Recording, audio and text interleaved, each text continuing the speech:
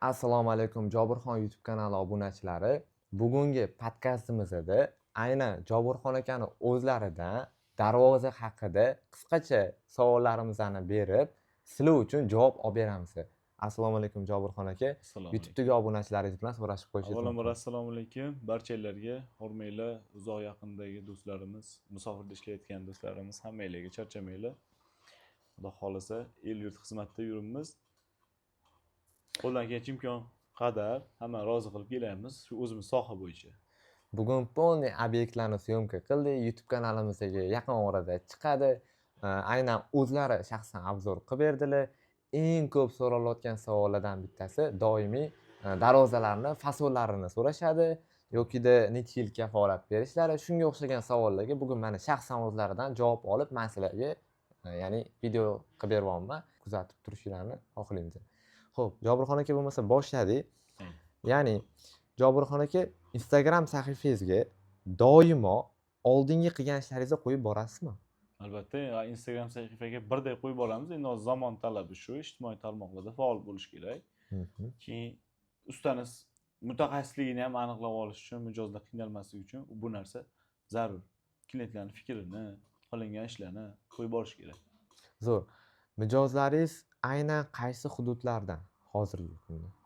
Mijozimiz aynan hozir shu o'zimizda 12 ta viloyat O'zbekiston hamda Tojikiston asosan bo'lib turibdi. Qirg'izistonga ham orada borib turamiz, lekin asosiy qismi Tojikiston, O'zbekiston. Xo'p, yana bitta kommentariyadan savol kelibdi. Ya'ni darvozaga qanaqa kraska ishlatasizlar degan savol kelibdi. Bunga qanaqa javob berasiz? Bu savol ham juda ko'pchilik beradi. U nimasi chiqib ketgan savol, nima deydi? Azaliy eski savollardan bu. Siyqasi chiqib ketgan deydimi? Bu savol endi javobi bankoviy turistik kraskamiz bor. Endi ko'pchilik ustalar ham gapirib turadi, JK2 deydi. Shundan ko'proq foydalanamiz. Maksimalniy avtomobilniy kraskadan foydalanamiz, lekin ham shunaqa qilib o'zgartirib beramiz. Matviy, glansviy qilib. Xudo xolisa eng muhimi kafolatini beraman. Muammosiz eng kamida shu joy sharoitiga qarab 5 yildan 8 yilgacha minimum kafolat beramiz darvozalarning kraskasiga. Yana kommentariyada ko'pchilik ya'ni bu savolni berishyapti. Ya'ni o'rnatib berish, yetkazib berish narxiga отдельно pul to'laymizmi deyishyapti. Yo'q, unaqa emas. Bu sohada o'zi raqobat ham har bitta sohada ko'payib ketgan. Ustanovkalar, dastavkalar hammasi darvozaning tannarxiga kirib ketadi. Bitta dogovor qilinadi, shuning ichida barcha xizmatlarni qilib beriladi. Zo'r. Jobirxon aka, aynan yoz fasli, kuz faslida sizlarda sezon boshlanadi. Ana shu fasonda sizlardan eng ko'p buyurtma qaysi darvozaga, ya'ni qaysi fason darvozasiga buyurtma berishadi mijozlaringiz? Hozirgi kunda kunni aytib turaveray. Nimaga qarab o'zgarish bo'ladi. Hozir trendda bo'lib turgani shu ko'p videolarda, obzorlarda ham qo'yganmiz. Taroq fason darvoza hamda Samarqand fason darvoza. Samarqand fason ancha oldin chiqqan, lekin haligacha sotuv to'xtagani yo'q. Juda ko'pchilikka ma'qul keladi. Zo'r. Yana ko'pchilik qiziqadigan savol, aynan meni o'zimni ham qiziqtiradi.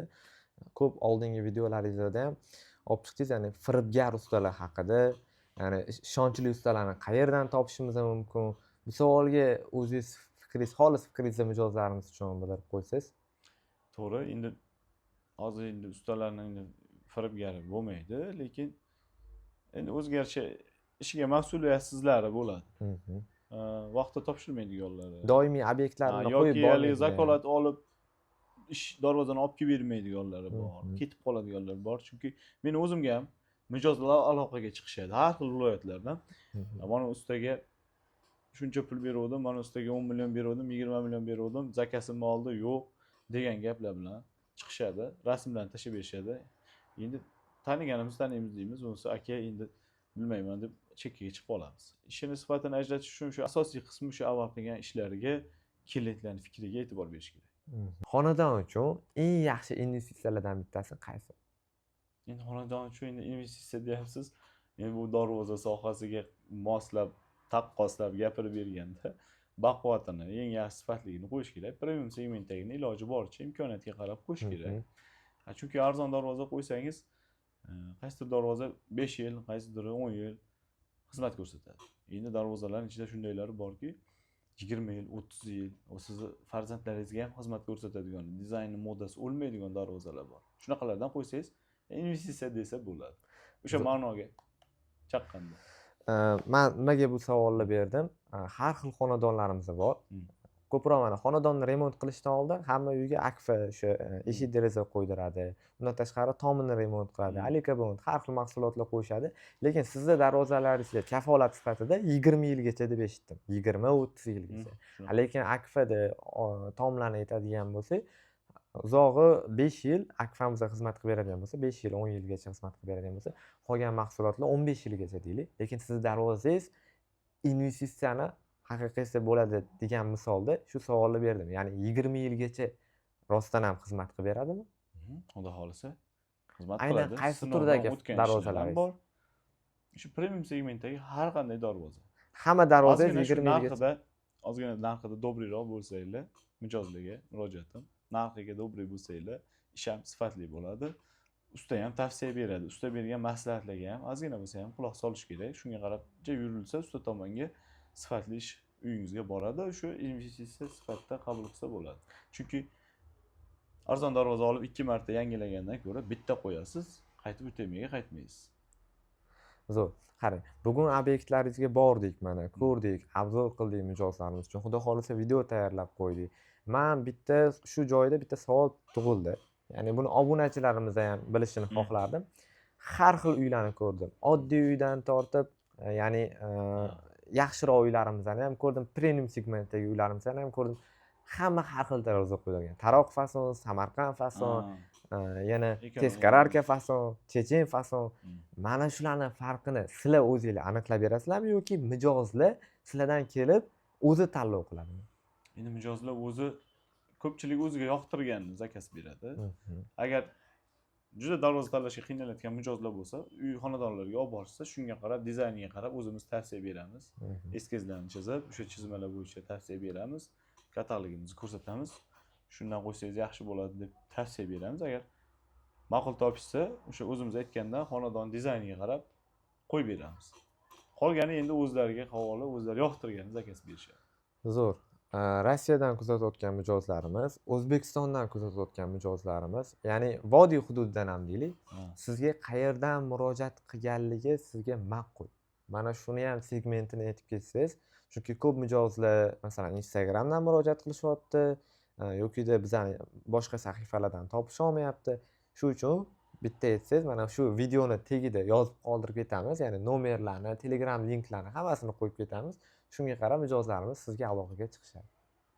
Bizga maksimal qo'ldan kelgancha barcha ijtimoiy tarmoqlarda faol bo'lishga harakat qilyapmiz.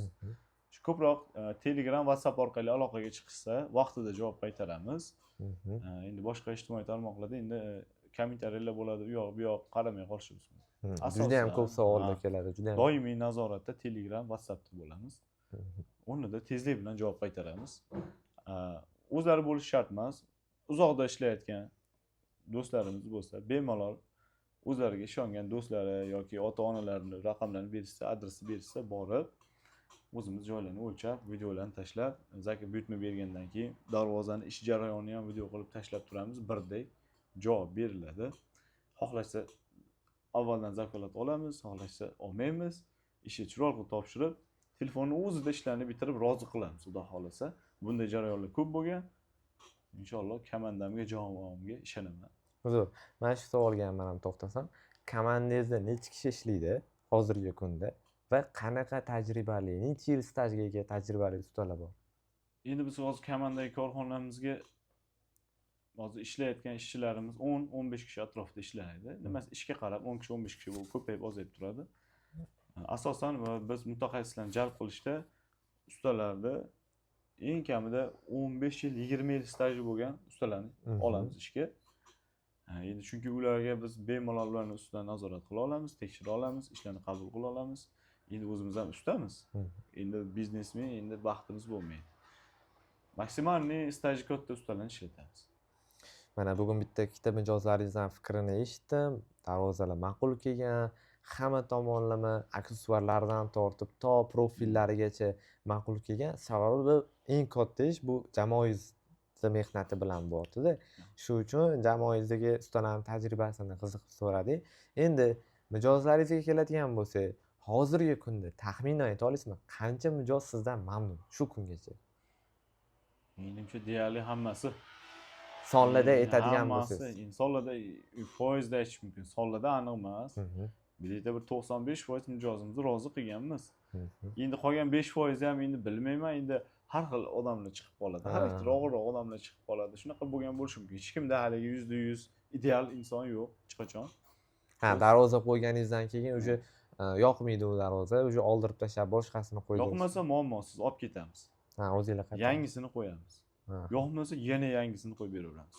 Muammo yo'q. O'sha klient rozi bo'lmaguncha darvozani yangi olib borilaveradi. O'zi mijozlar Problema yo'q. Tayyorlab qo'ydik. Endi bu oling, endi zararga kirib ketamiz. Deb haligi endi ustani ham tushuning degan gaplar bo'lmaydi. Yoqmadimi, tamom, boshqa gap yo'q. Qaytadi, o'rniga yangi keladi. o'zi mijozlar bilan aynan ko'pincha qanaqa muammolarga duch kelasiz? Mijozlar bilanmi? Mhm.